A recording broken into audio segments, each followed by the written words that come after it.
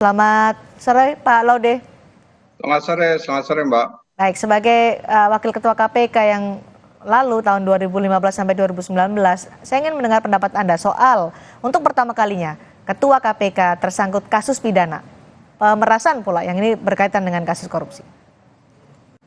Ya, prihatin sekali, dan keprihatinan itu bukan cuma datangnya dari teman-teman yang dari dalam negeri ya, tapi tadi sebelum mulai acara ini saya terima banyak sekali pesan dari teman-teman komisioner dari lembaga anti korupsi yang lain, yang dari Singapura, dari Malaysia, dari tempat lain gitu, mereka bertanya what really happened in Jakarta seperti itu. Ya, terpaksa saya jelaskan. Jadi ini saya pikir sesuatu yang harus kita sesali bersama. Dan akhir setelah ditetapkan jadi tersangka, Istana sudah menyiapkan nih Pak Laude 2 kepres termasuk soal pengganti Firly. Staf sus kepresidenan menyebut bahwa Presiden Jokowi akan menunjuk salah satu pimpinan KPK jadi ketua sementara KPK. Bagaimana ini mekanisme di KPK untuk bisa menunjuk ketua sementara KPK menggantikan Firly Bahuri? Ya, dulu pernah terjadi penunjukan ketua KPK yang waktu itu zamannya Pak Ruki, kayaknya menggantikan Pak Busro Mukadas waktu itu, yang kebetulan masa jabatannya telah berakhir. Waktu itu jadi agak kesongan sehingga ditunjuk. Tapi yang ditunjuk waktu itu yang sudah lengser ya, yang maksudnya sudah menyelesaikan masa jabatannya. Tapi kalau sekarang Presiden ingin menunjuk yang ada, itu bisa juga. Nomor 2, sebenarnya kalau kita lihat pasal 32 Undang-Undang KPK, kalau misalnya ingin ditambahkan satu, ketika zamannya Pintauli Siregar itu kan, ketika dia juga menerima gratifikasi dan dia mengundurkan diri, maka seharusnya menurut kata-kata undang-undang itu adalah menunjuk nomor urut yang berikutnya ya, yang perolehan suaranya berikutnya. Jadi seharusnya waktu itu Mas Sigit. Tapi DPR berpendapat lain sehingga menunjuk Pak Johanis Tanak. Ya, sekarang ini apakah akan ada mencukupkan lagi menjadi 5 orang atau hanya menunjuk sebagai ketua? Itu saya belum tahu persis apa yang ada di benak Presiden dan DPR. Oke, karena kan ditunjuk ketua sementara KPK adalah dari unsur pimpinan KPK yang ada. Ini mengartikan apakah hanya tinggal 4 pimpinan KPK atau menurut Pak Laude diperlukan satu lagi pimpinan KPK untuk bisa menjadi 5 orang? Ya, idealnya kan harusnya 5 orang, tetapi kalau seandainya memang tidak dibutuhkan lagi ya, maksudnya 4 orang itu juga sebenarnya cukup. Mudah-mudahan ini yang kan saya dengar ini ada Polri akan memanggil lagi untuk memeriksa pimpinan-pimpinan yang lain. Betul. Kalau itu terjadi ada rentetannya, wah itu betul-betul chaos dan harus mencukupkan, karena tidak boleh, menurut saya ya, sekurang-kurangnya 3 orang, tidak boleh kurang dari 3 orang di KPK. Jadi menurut Anda dari rencana dari Polda Metro Jaya akan memeriksa 4 pimpinan KPK yang lain, akan menyeret yang lain selain Firly Bahuri? Saya kurang tahu, hanya Tuhan yang tahu dan Polda dan Polri seperti itu ya, karena mereka yang melakukan penyelidikan dan penyidikan. Mudah-mudahan tidak ini single case. Kalau misalnya memang ada rentetannya ke tempat lain, wah itu keprihatinannya menjadi sangat-sangat bertambah lagi ya. Karena kita sudah cukup ini 2 orang, Ibu Pintauli dan Sekar.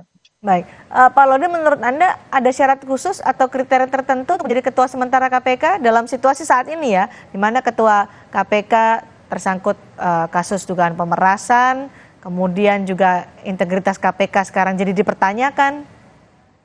Ya, jadi mungkin syarat yang itu, kalau misalnya syarat-syarat tertulisnya kan semuanya sudah ada di Undang-Undang KPK, dan saya pikir semua 5-5-nya itu memenuhi persyaratan yang tertulis ya. Tapi khusus untuk dalam krisis yang sekarang ini mungkin kita harus memilih yang paling yang paling bersih di antara yang empat yang lebih berpengalaman, dan yang kedua bisa menjadi gripnya terhadap institusi itu jelas, maksudnya didengarin oleh orang-orang internal KPK yang ada sekarang, dan pada saat yang sama juga dia dihormati ketika mewakili KPK untuk urusan-urusan di luar. Saya pikir itu, dan ya seharusnya Presiden dan bisa menimbang-nimbang itu, kira-kira di antara empat orang ini yang punya kemampuan manajerial dan keilmuan serta integritas itu mana yang paling bagus. Siapa yang paling pantas menurut Anda, Pak Laude? Saya tidak boleh menyebutin semua teman soalnya. Apa yang kemudian harus dilakukan oleh Ketua sementara KPK nantinya untuk memulihkan lagi citra KPK? Saat ini kan kritik bertubi-tubi datang dan juga mempertanyakan apakah lembaga anti rasuah ini bisa bekerja sesuai dengan marwahnya.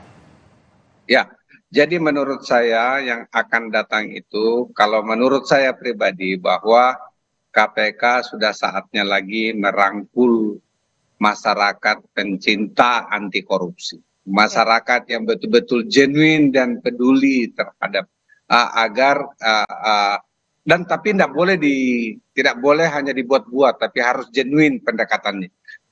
Terus terang mungkin salah satu kritisisme yang mungkin layak diberikan kepada teman-teman yang sekarang itu, seakan-akan mereka menomorduakan masyarakat sebagai, oleh karena itu kalau dulu terjadi ya seperti Mbak tahu, ada rantai manusia, ada jadi kecintaan masyarakat itu penting. Jadi saya pikir itu yang paling pertama, satu, mengkonsolidasi internal agar tetap bekerja dengan baik dan menghilangkan semua keraguan masyarakat, dan yang nomor dua tadi, merangkul kembali masyarakat, tokoh-tokoh masyarakat untuk bisa bersama-sama melakukan pencegahan dan pemberantasan korupsi. Konsolidasi internal perlu dikuatkan, tapi kan kita tahu bahwa ada dua sikap yang berbeda dari pimpinan KPK setelah Firly Bahuri tetapkan jadi tersangka. Alexander Marwata dalam keterangan persnya menyatakan tidak malu karena mengedepankan asas praduga tak bersalah, sementara Nurul Gufron langsung meminta maaf kepada publik karena telah membuat gaduh dan membuat masyarakat meragukan KPK. Apakah nanti akan mempengaruhi ke depannya? Ya, jadi makanya saya pikir sebelum keluar sebaiknya internal itu solid. Tapi soliditas internal itu yang akan bisa memperkuat dan akan meningkatkan kepercayaan masyarakat. Nomor dua, mantan-mantan pimpinan KPK atau yang orang-orang yang pernah bekerja di KPK, insya Allah kalau diminta secara genuine untuk membantu internal, untuk berkonsolidasi, pasti akan. Seharusnya kalau niatnya genuine, niatnya betul-betul asli, jujur gitu, insya Allah banyak yang masih cinta dengan KPK. Beda sikap ini menunjukkan ketidaksolidan pimpinan KPK saat ini? Ya saya kurang tahu karena itu kan menjawab pertanyaan masa media ya. Saya berharap internal mereka solid. Oke, dampak kita juga melihat bahwa tidak hanya ditangani oleh Polda Metro Jaya untuk kasus dugaan pemerasan ya, untuk kasus pidananya, tapi untuk etiknya juga tengah ditangani oleh Dewan Pengawas KPK. Apa yang Anda harapkan dari Dewas setelah Firly Bahuri ditetapkan menjadi tersangka? Ya, saya pikir ini seharusnya ya Dewasnya agak terlambat. Menurut saya dengan segala rasa hormat, Dewasnya agak terlambat menurut saya. Seharusnya sebelum ini terjadi, Dewasnya sudah mencium dan mendengarkan dan seharusnya menjaga, lebih proaktif untuk menjaga ya KPK, menjaga KPK. Karena walaupun bagaimana, seharusnya informasi yang didapat oleh Dewas itu jauh lebih banyak dibanding informasi yang didapat dari luar. Oke, baik, terakhir untuk Pak Laude, ketika nanti dipilih pimpinan sementara KPK, apakah ia punya kewenangan yang sama dengan pimpinan KPK yang definitif? Ya seharusnya iya. Seharusnya sama, karena sebenarnya di KPK itu kan kolektif kolegial, jadi kewenangan ketua itu tidak ada bedanya dengan kewenangan pimpinan yang lain ya. Pimpinan yang lain, jadi seperti itu. Jadi kami dulu tukar-tukaran itu empat siapa yang akan mewakili, bahwa sebagai lambang representasi ya memang ada ketua, tapi sama saja. Baik, mudah-mudahan ini semakin solid dan juga bisa mengembalikan citra KPK yang saat ini sedang ternodai dengan Ketua KPK menjadi tersangka kasus dugaan pemerasan. Terima kasih Pak Laude M. Syarif, pimpinan KPK tahun 2015 sampai 2019 sudah bergabung di Sapa Indonesia malam hari ini. Terima kasih.